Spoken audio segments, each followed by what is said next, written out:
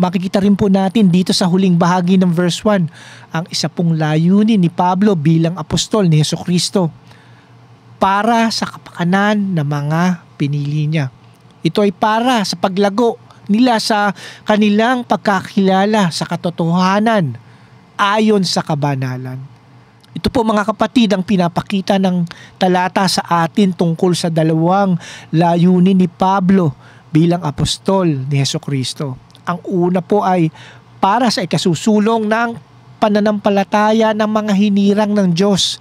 At ang ikalawa naman pong layunin ni Pablo bilang apostol ni Jesucristo ay para naman po sa kanilang pagkakakilala sa katotohanan ayon sa kabanalan. Ang biyaya ng Diyos na pananampalataya sa kanyang mga pinili o hinirang ay may layunin din. Ang biyayang pananampalataya ng Diyos sa atin ay nagreresulta o nagbubunga po sa isang ganap na kaalaman natin sa katotohanan. At ang kaalaman po na ito ng isang mananampalataya sa katotohanan sa salita ng Diyos ay nagreresulta naman po sa isang bagong buhay ng kabanalan. Ang kaalaman sa katotohanan at ang kabanalan po ay palagi pong magkasama at konektado sa buhay ng mga mananampalataya. Hindi pwedeng mabuhay sa kabanalan ng isang mananampalataya nang walang kaalaman sa salita ng ating Diyos. Ang kamangmangan po natin sa katotohanan sa salita ng ating Diyos ang magdadala po sa atin sa isang makasalanang pamumuhay. Ito po ang paulit-ulit na tema na binibigyan ng diin ni Pablo na ating makikita dito po sa liham niya kay Tito. Ang tema na ang kaalaman po natin tungkol sa katotohanan na pinapahayag at naririnig at nakikita natin sa Ebanghelyo ay dapat magresulta sa isang buhay ng kabanalan. Sa madaling salita po, kung ano ang pinaniniwalaan ko ay makakaapekto sa kung paano ako nabubuhay.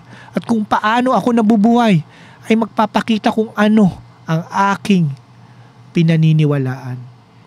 Sa panahon po natin ngayon, marami pa rin pong tao na nakarinig na at may sapat ng kaalaman sa katotohanan ang wala pa rin pong pagbabago sa kanilang mga buhay.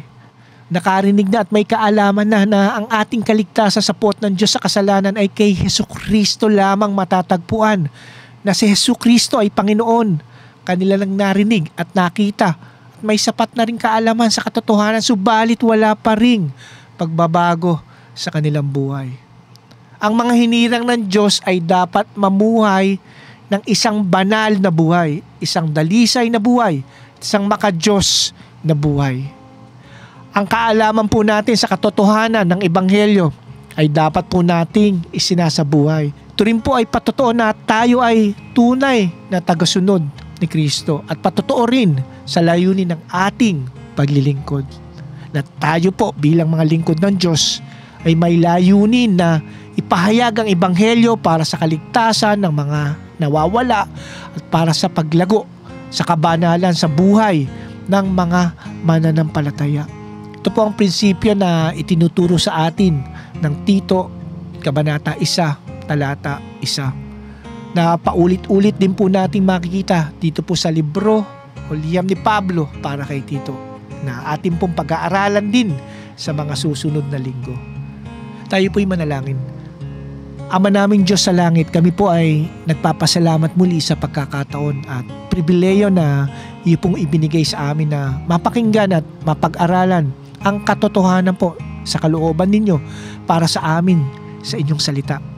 Nawa po na sa tulong ng banal na Espiritu ng mga katotohanan sa iyong salita na aming pinag-aralan ngayon ay magbunga po sa aming mga buhay bilang iyong mga lingkod. Ito po ang aming panalangin sa ngalan po ni Jesus. Amen.